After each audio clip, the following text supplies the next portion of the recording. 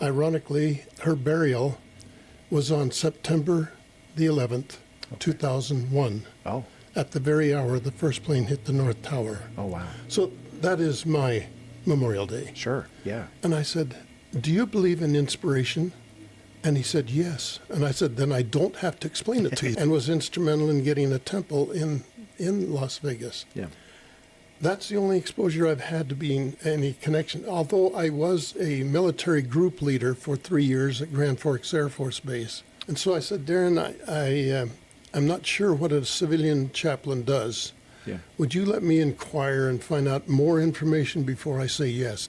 And so I became credentialed with the International Conference of Police Chaplains, and I received training from them. 2 firemen came up to me, and they said, hey, we go on the same calls that the cops do. Will you be our chaplain? Electric cars, when they catch on fire, you cannot put the fire out. Yeah. They just have to control the burning so it doesn't involve other vehicles or other things around them. That car, if you were to look at it like an X-ray, that is one massive battery. I mean, from the chassis, it's a solid battery through there. With technology, these people have to be trained constantly about the changes that are occurring. Everyone in the world has a cell phone or a camera. Yeah, yeah. And they're all photographing, and they're just waiting for somebody. Well, that sounds wrong. They will observe any slip up. I'm a chaplain to everyone. Okay. Faith aside, no faith, whatever. I'm a standing minister to them. I'm really on call 24/7. Okay. But I have responded on some calls, ride-alongs. I admire Chief Jeremy Kraft, our fire chief. He has been a real exponent for cancer. Yes. Because these folks are exposed to carcinogenic elements in fires and in spills and other things that, unfortunately, we have a high rate of cancer among our firemen and policemen, and suicide as well. They show up for work. They wouldn't ask anything of those who work under them to do something they wouldn't do themselves. If someone starts giving away prized possessions they've held on to for a long time, or they start making little comments like, you know, everybody would be better if I weren't here, or things like that. I think you get you need to take those comments seriously. Oh, there's so many bad things happening. Let's talk about positive things. And that's one of the things I say to everyone. The parting words of my wife to me were, I love you more. And so about 8 o'clock at night, same thing happened.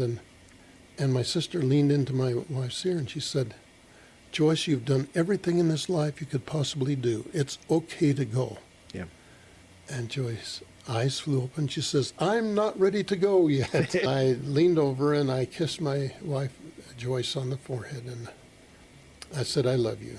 And I turned to walk away, and in a voice that was strained but hard, she said, I love you more. I appreciate what this person on the track told me, because I don't have to get down in the mud and dwell in that and to share it with others. I need to bring the light and the hope. The chief turned to me and he says, I've always wanted to do this. And he banged on the door.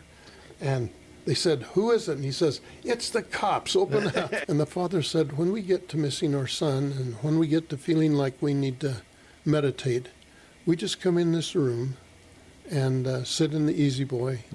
And this is a very calming room for us. But I've had some experiences that my pay, I'm a volunteer. I don't get paid for what I do, but I do get paid big time. The blessing and privilege of being a chaplain is in when you have those moments where you feel that you've made a difference. And after 10 years of being this, having this opportunity, I'm still learning. I felt very helpless one time sitting in a critical incident where there had been a child that had been run over by its mother. Now, there's a treatment for that stress called EMDR, and it's a function of light, flashing light. Sometimes one treatment is sufficient to take the stress out of that person, and they can deal with. For my experience, my father was killed in a fire when I was 5, and he saved my life, actually. Oh, wow. And the trauma of that, I remember to this day. Sure. I remember in vivid detail. And I'm sure that every incident that our policemen and firemen go through, they remember in vivid detail as well. We do have with the city treatment that, these are, the folks we're dealing with are folks that don't want to appear weak or timid, but mental health is critical. You don't know what you're going to get when you get on a call. Yeah. And you prepare, you train, you do all that you can, but the first thing that you do is protect the life and property of the citizens and your fellow officers. And they shove that up under the car where the batteries are located with the electric motors. Yeah. And that way they're not exposing themselves directly to that intense heat Sure. and fire. It's interesting. If a ticket were issued for every speeder on I-15, Yeah. there'd be no traffic up there at all. It's true. It's true. I think too many people regard the speed limit as a suggestion. A lot of the shootings of police officers have occurred over irate drivers that use a weapon. That's why it's good to get to know people, right? I mean, that's kind of actually even the purpose of this podcast is just to make the world a little smaller, because then we do love each other more, right? And then we're less judgmental. The police department has a community service award. Yeah. And I was, I believe, the first recipient of that award, maybe the second. I said, well, actually, I'm a member of the Church of Jesus Christ of Latter-day Saints. And he said, oh, there's not very many of you guys, are there? I said, no, there's not. He said, you would make a great Baptist chaplain. And I said, Stuart, you would make a great Mormon chaplain. Say, first of all, we have a good rapport between our fire and police. Good. That's not always true in the larger metropolitan cities. There is a person, I will not use the name, who out of her, well, I've exposed the gender, but her husband supported her. Yeah.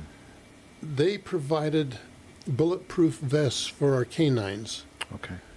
They provided a lot of other equipment to our canines. They were focused quite a bit on that area. But they did that anonymously. The glass in the front is bulletproof, and it's locked tight. Sure. You have to have an escort. I have to have an escort to get in. I'm thinking of a time when, at a fire, where there was a woman that brought out lemonade. It was in the heat of the summer, and gave to the first responders. Little acts of kindness like that. And so we can begin within our families to show respect in training and teaching our children. It becomes a matter of personal commitment at some point. Sure. Because just because they have the credential, they still have to go through a lot of hard training. Talked to Chief Paul the other day, and he said, we're, for the first time, fully staffed. That's great. And boy, that's hard to get to. He's getting a lot of recruits coming in. I see a lot of training taking place. If you take somebody's problem, it's your problem. Sure. If you help them talk through their problem, it's still their problem, but you've assisted them in coming to a solution. I broke both of my femurs. Oh, wow. After the age of 80. I'm 88 years old, by the way. Not all pain is bad. Sometimes it's a good lesson for us. I'm competing this year in my 18th Huntsman Senior Games. I have a purpose. Yeah. And I'm grateful for that. Every day I wake up, grateful for a new day. Yeah. Happy that I can continue my journey. And hopefully whether it's just a smile, a greeting, or whatever, you can bring that little sliver of hope to that person. Volunteering is something that, I can tell the happiness you have, and I think in large part it is based off of the fact that you're out in the world, doing good, right, I guess. That is a good question, Ryan. I think, first and foremost, I'd like to be remembered as a good person.